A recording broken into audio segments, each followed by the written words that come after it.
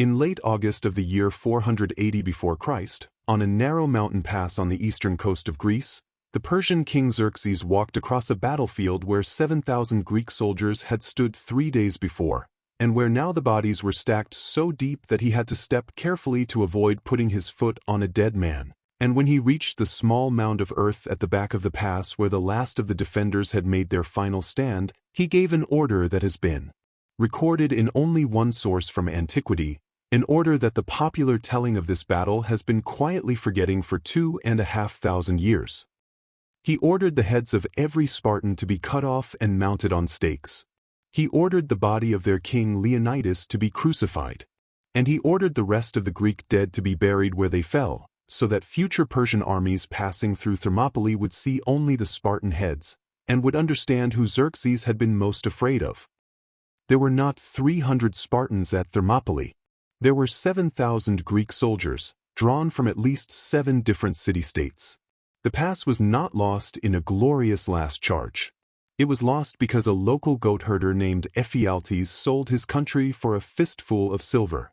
And of all the men who died on that final morning, the Spartans were not the only ones who refused to leave, and they were not even the largest contingent of those who stayed behind. So why does almost every retelling of this battle leave those parts out? And what really happened in that mountain pass, between the moment the 7,000 arrived and the moment Xerxes stood looking at their bodies? To understand what happened at Thermopylae, you have to begin not with the Spartans and not with Leonidas, but with the empire that was marching toward Greece in the summer of 480, an empire so vast and so well organized that it had decided, after years of preparation, that the small disorganized peninsula at the western edge of the known world was now going to belong to it. And the man who had decided this was Xerxes, son of Darius, king of kings, ruler of an empire stretching from the Indus River to the Aegean Sea. The Persian invasion force that crossed into Greece in the spring of 480 was, by every account that has survived, the largest single military expedition the ancient Mediterranean had ever seen. The Greek historian Herodotus, writing about 50 years afterward, claimed it numbered nearly 2 million men, including auxiliaries and camp followers, which most modern historians regard as an exaggeration, but the figure they have settled on, somewhere between 150,000 and 300,000 combat soldiers, is still by any reasonable standard a force of overwhelming and almost incomprehensible scale.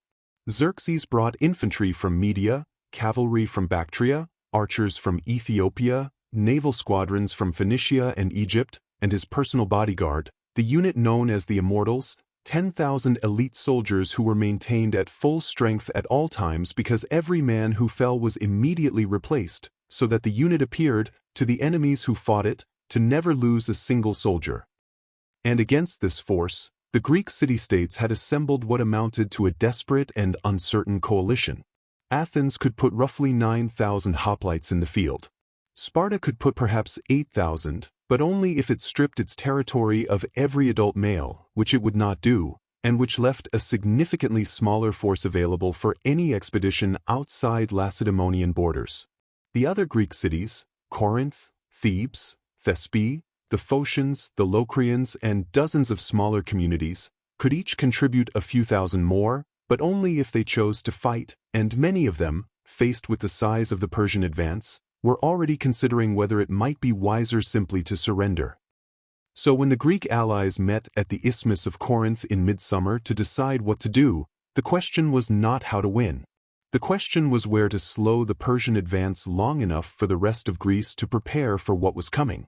And the place they chose, after considerable argument, was a narrow coastal pass between the mountains and the sea, in the territory of central Greece, called Thermopylae, the Hot Gates, where the road north to south squeezed between cliff and ocean down to a width, in places, of less than 15 meters. The force that marched north to hold Thermopylae in early August of 480 was not 300 Spartans. It was, according to the surviving accounts of Herodotus, Diodorus, and the later Roman historian Pausanias, somewhere between 6,000 and 7,000 Greek soldiers, drawn from at least 7 different city-states.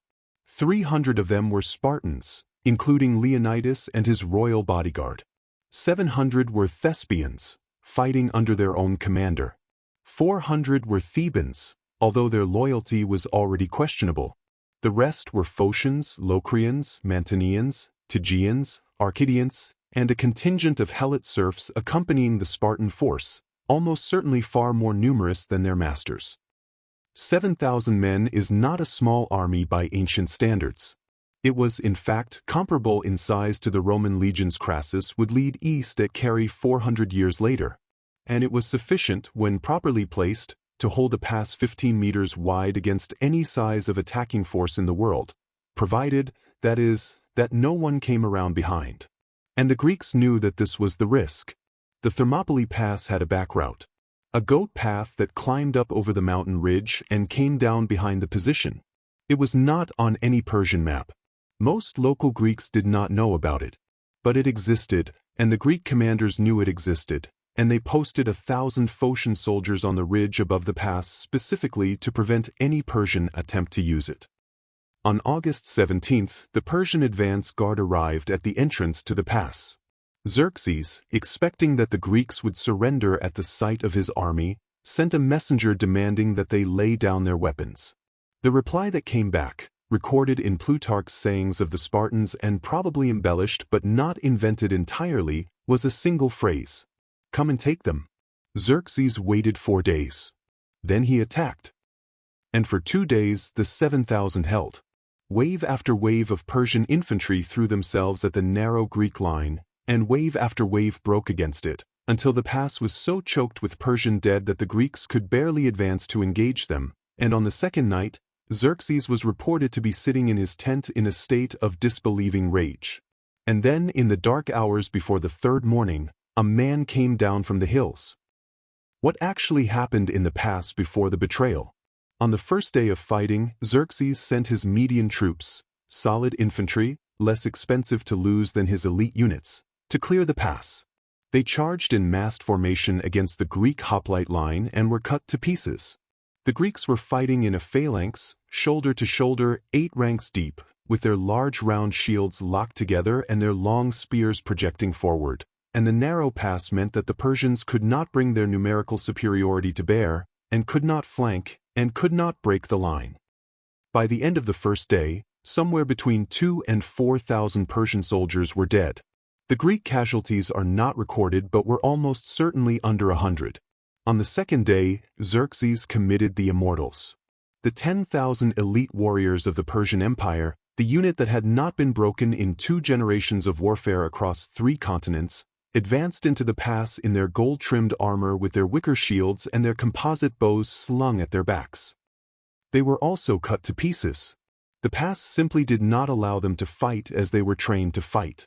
They could not loose arrows and volleys without their own front ranks blocking the line of fire. They could not maneuver. They could only press forward into the wall of Greek shields, and the Greeks rotated their front ranks every few minutes to keep fresh men in the killing zone, and the Persian dead piled higher, and Xerxes, watching from his throne above the pass, was 3 times reported to have leaped to his feet in fury at what he was seeing. By the second evening, the Persian casualties were over 6,000. The Greek casualties were under 300. The pass, in tactical terms, could not be taken by any conventional means. The 7,000 were, if not winning, at least not losing, and every day they held the pass was another day for the rest of Greece to prepare its defenses, and at the rate the Persians were burning through their best units, Xerxes was running out of time to break through before his own logistics began to fail. Which is when the goat herder arrived at the Persian camp. His name was Ephialtes, son of Eurydemus, of the Malis region, and he came to Xerxes' tent on the night of August 19th and offered, in exchange for an unspecified reward that ancient sources later said was a substantial sum of silver, to lead a Persian force around the Greek position by way of a mountain path that he had used for years to move his goats over the ridge. The path was called the Anapaea. It climbed up from the eastern end of the Persian camp, ran along the spine of Mount Kallidromos for perhaps 6 or 7 kilometers, and descended into the rear of the Greek position at the western end of the pass. A force going over the path could be in position to attack the Greek rear by dawn. Xerxes accepted the offer immediately. He gave Ephialtes the immortals, what was left of them, perhaps 8,000 men, and the column moved out before midnight, climbing the path in single file under cover of darkness, and as they reached the highest point of the ridge a few hours before dawn, they found, exactly as the Greek commanders had feared, the 1,000 Phocian soldiers who had been posted there to prevent precisely this maneuver. And here, the historical record contains one of the strangest moments of the entire battle. The Phocians, when they saw the Persians coming up the path, simply withdrew. They did not fight. They did not signal Leonidas. They retreated to higher ground and watched the Persian column pass by below them on its way to the rear of the Greek position. There has been considerable historical debate about why. Some sources suggest the Persians shot a volley of arrows at them and they panicked. Others suggest they assumed the Persians were coming specifically to attack them and they were preparing a defense in the wrong place. Whatever the reason, the goat path was undefended, and by sunrise on the third day, the Persians were behind the Greek line. Leonidas learned of the encirclement at first light. He had perhaps an hour to decide what to do. He called the council of allied commanders and he gave them a choice. They could withdraw south while there was still time, regroup with the main Greek armies forming further inland, and live to fight again.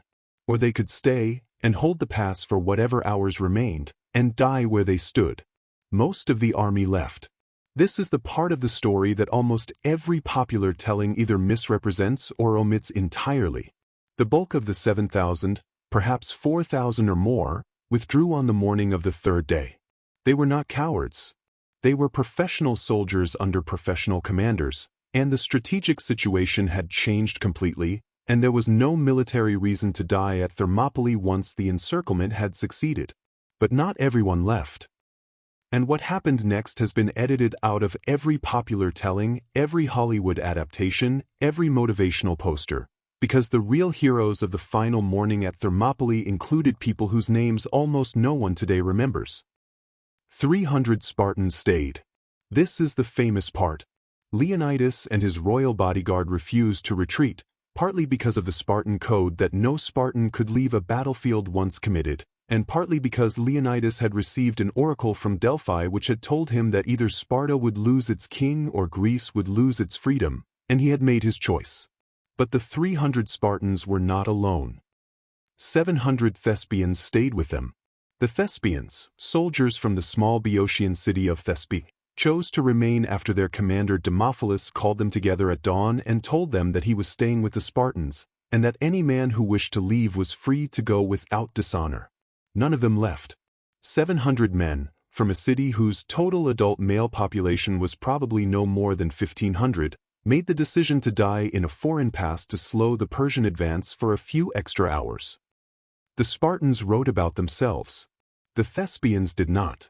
There is no Thespian poetry, no Thespian song, no Thespian historian to make the case that on the final morning at Thermopylae, the largest contingent of men who chose to stay and die were not from Sparta at all. And then there were the Thebans. 400 of them. The Theban presence at Thermopylae has always been controversial because Thebes, as a city, was already negotiating with the Persians in the summer of 480 and would formally surrender within months of the battle.